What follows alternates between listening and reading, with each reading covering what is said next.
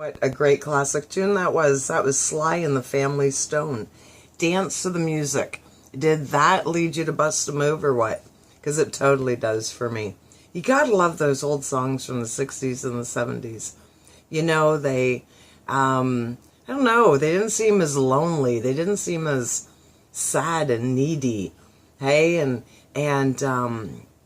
so addicted these days to letting other people control our happiness. You know, thinking that you're going to feel fulfilled if you have the right person in your life. Or you're going to feel fulfilled if something else happens or somebody else does something. Where we know fulfillment starts within. It all starts within. When you're satisfied with yourself, you'll attract other things to you that keep you satisfied. But it all starts within. You know, I just hate sounding like a bumper sticker though. But it's so true. You are the change. Right? It's all there for you. You just have to tap into it. Because we've done that. We've given our heart to somebody and thought, oh, this is it. This is the one. This is the one. My life is going to be so great now. And then the dust settles. You know, and you see that with people who habitually marry. Habitually, maybe that's not the word. But, you know, people that are on their multiple husbands or wives, as the case may be. And it's because they're looking for fulfillment and they're not going to get it because that is too much to put on someone else. You want somebody to drop the ball? Then expect them to look after your happiness. And you know, it's an interesting thing, happiness, because as soon as somebody says to you, are you happy? Automatically, you're not. I can be having the best day. And as soon as somebody says to me, are you happy right now? I automatically start weighing out the pros and cons of how I feel. Do I feel happy right now? Well, I feel pretty happy, but maybe I shouldn't. Maybe it's unjustifiable happy. Like, you can talk yourself in or out of anything, right? So, it all starts within you. It all starts within, and once you start figuring yourself out, and it's an interesting thing, oh man, you're going to really love yourself when you get to know yourself. You really are, because you're an awesome person. And you have so much to offer. And oh my gosh, are you ever funny when you want to be? So, when you start figuring that out, you start loving yourself more than anybody can, and appreciating yourself and accepting your faults, right? I mean, we're not perfect. Jeez, that would be such a boring life if everything was perfect.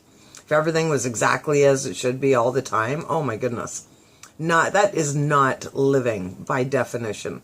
So, as soon as you start doing that and everything starts falling into place, that's when you find the right income for the right job that makes you feel good. That's when the right person gets drawn into your life. And that's when you tap in and tap into yourself and your intuitions and your emotions. And meditation, just saying, is a great way to do this.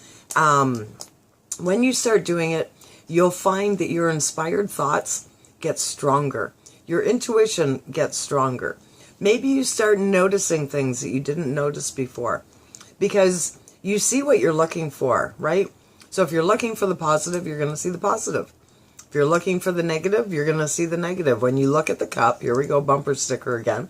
But when you look at a cup that's half full, what do you see? Do you look and say, oh, right on, there's still half of a beer left? Or do you look and be like, oh man, I only have half of a beer left? Now that might depend on what beer you're on. What way you respond. If it's the last beer, it could skew your feelings. But it's a very realistic thing, and it's a great way to start to see where you're at. What is your perspective first? Do you appreciate the green lights or just hate on the red lights? And you know what? I challenge you today. Time out a red light. Just next time you're at a red light, beginning to end, time it out and find out how long a red light actually lasts. It's not that long. So if a red light lasts 27 seconds, I don't know, I should do this myself. I challenge myself to do this too.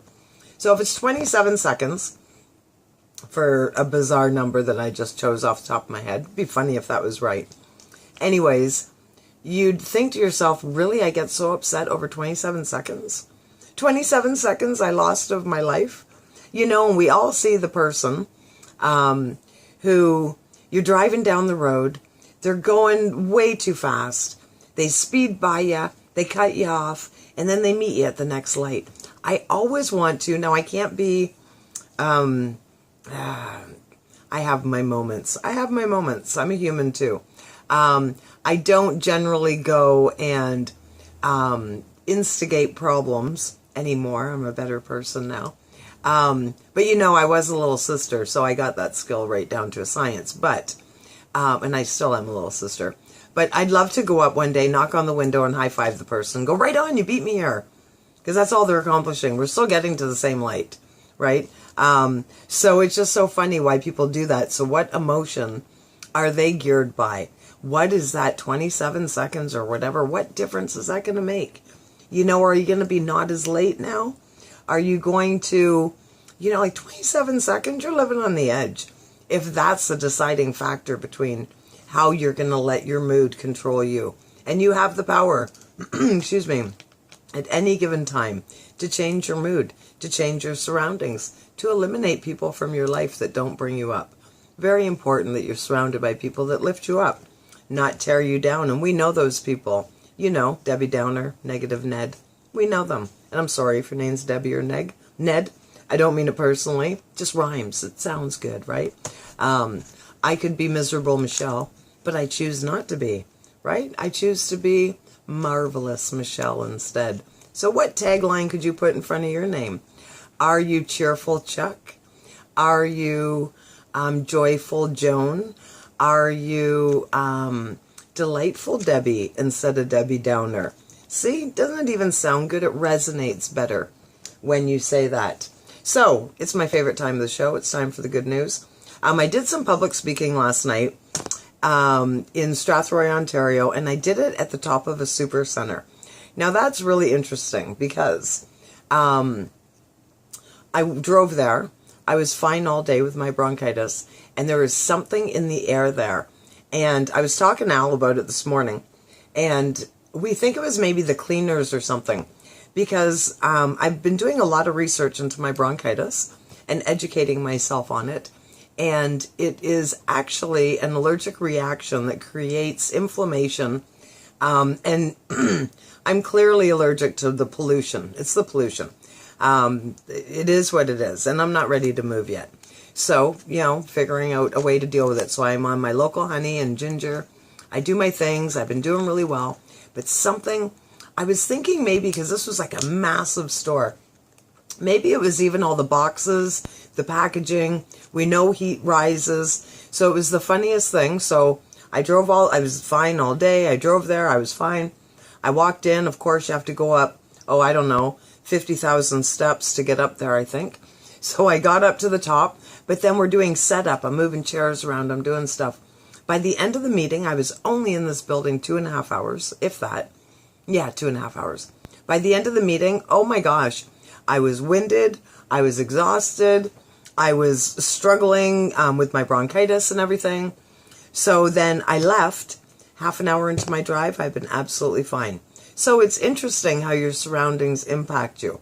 So the reason why I'm sharing that, though, is that here I am now talking on the radio in an hour and a half show, even though I don't talk the whole time. But I'm really using my coffee today to help me get through. So I usually don't drink and there's no Baileys in it this time. No, there's no Baileys in it ever, unless it's Christmas Day. But yeah, so if I happen to take a drink while doing the good news, then so be it. It's what I got to do. So, time for the good news. Lots of good stuff going on in the world. So my first story is actually a pretty freaky one. And it's something that happens all the time all around the world, unfortunately. And that's part of the reason why I was talking about intuition and listening to the little voice in your head. So this is pretty amazing. A quick-thinking mother became a hero earlier this week when she pretended to be the mother of someone else. A little girl who is in the middle of an alleged kidnapping. Can you imagine that? The little girl, 12-year-old Amy Martinez, had been walking to class at Lathrop Intermediate School in Santa Ana, California on Wednesday, when a woman who she described as homeless-looking caught her up in a bear hug and started pulling her away from the school building. Amy tried to get away from the alleged kidnapper, but she was too small to resist the grown woman's strength. She continued to flail her arms around and yell at the woman until the youngster finally caught the attention of a woman who had just finished dropping her own child off at school. The Good Samaritan saw Amy's movements and knew that something wasn't right. She then confronted the kidnapper, said that she was Amy's mother, quick thinking, and demanded that she be released. Amy's rescuer then took her to school and called the police. The 12-year-old says that she considers the anonymous woman to be her hero. I was thinking, oh my gosh, I'm going to live, Amy told KTLA. Isn't that something? You know, that is absolutely amazing. And who knows where that 12-year-old would have ended up going. I mean, we're learning so much, aren't we, about child trafficking and all these terrible things that are going on in the world. So good for her for being on the ball and thinking quickly. Because, you know, it may have been a different effect if she hadn't said that she was the mother, right? Who's to say? So, you know, we're so concerned in the world, and rightfully so, about alternate sources of energy. So this is really cool.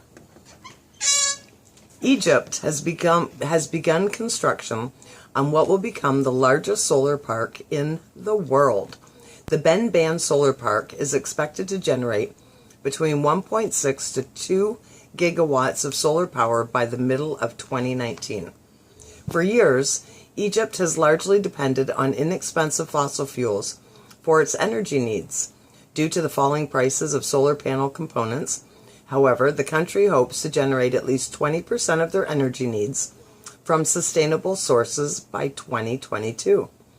The project is currently being built on a 14.3 square mile plot of land that will host 32 different power plants near Aswan, according to the IFC. This project will help Egypt tap into its massive potential for solar energy and scale back its use of expensive and polluting fossil fuels. That's especially important with the specter of climate changing looming, says Moayed Makalouf, IFC Director of the Middle East and North Africa. So isn't that absolutely awesome?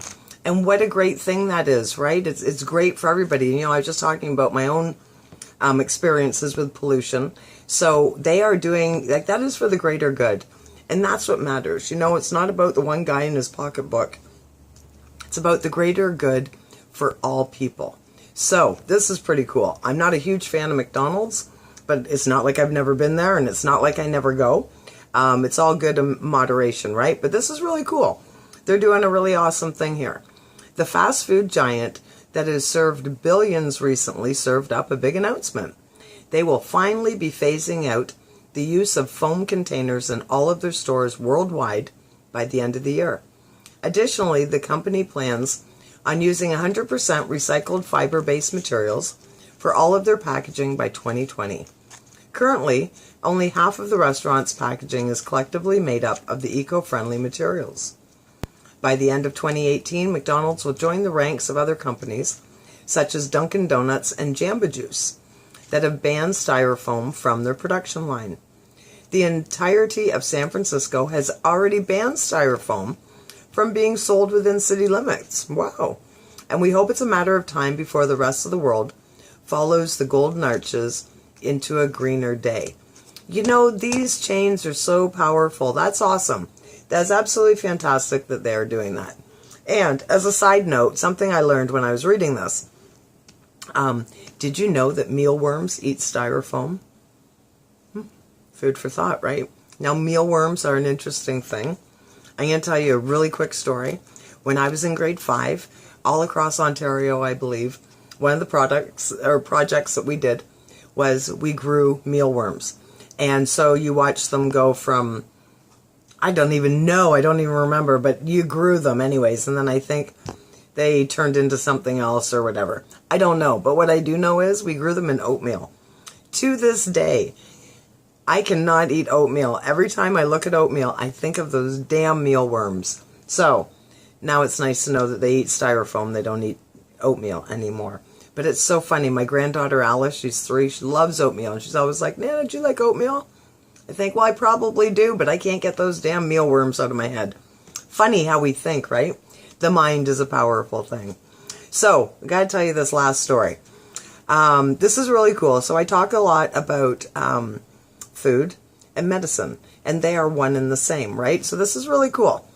High protein diets rich in fish, meat, and nuts may help to stave off Alzheimer's disease later in life. New research from Australia suggests. The study found a link between high protein intake and lower levels of dangerous protein in the brain. But more research is needed to better understand what is behind this relationship. For the study, published online in the Journal of Alzheimer's Disease, scientists from Edith Cowan University in Australia looked at the diets of 541 normal older volunteers who had not experienced any apparent memory decline. Researchers also measured levels of the amyloid beta in the volunteers' brains via biomarkers in their blood. The volunteers were split into 3 groups, those with the highest, lowest, and most average amount of protein intake. Results revealed that individuals with the highest protein consumption, which was around 118 grams a day, were 12 times less likely to have high levels of amyloid beta. Amyloid beta is a protein found naturally in the blood, but sometimes it can clump together in the brain and form plaques. These plaques surround nerve cells and can disrupt brain cell communication. The plaques may also trigger an autoimmune reaction, causing the body's immune system to get rid of disabled brain cells.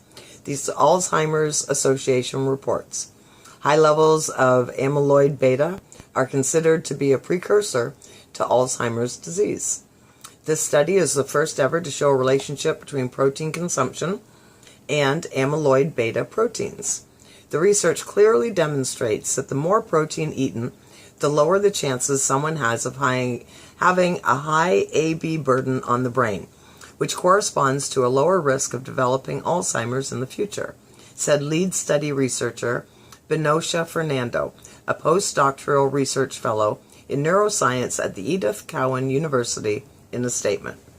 At the moment, it is not clear why eating more protein can lower an individual's risk of developing Alzheimer's disease. Fernando suggests that it may be due to protein's effect on blood pressure. For example, past research has shown that high protein diets can lower blood pressure. In addition, it's been shown that high blood pressure is a risk factor for Alzheimer's disease. See, it all ties in together. This may be the link between high protein diets and brain health. But according to Fernando in a statement, more research will need to be done to confirm this. In the meantime, there are many other health benefits to adding more protein to your diet beyond Alzheimer's protection. For example, a 2006 study published in Cell Metabolism found that protein was able to help curb hunger and regulate body weight. In addition, another study from that same year found that protein helped the body recover faster after injury. So, my friends, what is high in protein? Nuts, eggs, chicken breast, what else? There's lots of things that are high in protein. So I find eggs to be the best example. If you like boiled eggs, just keep them in the fridge. Whenever you want a little snack, grab a boiled egg, put some salt and pepper on it if you want, or just the pepper, or I don't know, do whatever you want to it. But get those eggs into you. It's certainly not going to hurt you. And unfortunately, there's so much stigma. Over the years, we've learned so much. We've been lied to so much. Do your own research. You know, they used to say eggs were so bad for you, and now they've recanted that. Now they realize that they're not so bad for you, just like they used to say, oh, eat butter. Oh, now eat margarine. Butter's bad for you. And now they're like, margarine is one molecule or something away from plastic. Go back to the butter. Go back to what's real. You know, I used to have sweetener in my coffee, and then I realized the sugar is not even near as bad for you as that sweetener is, in my humble opinion, based on the research I've done. So, there you go. There's your good news for today. I hope you got something out of it. Thank you for joining me for that. And we will go back to a couple tunes before we are done.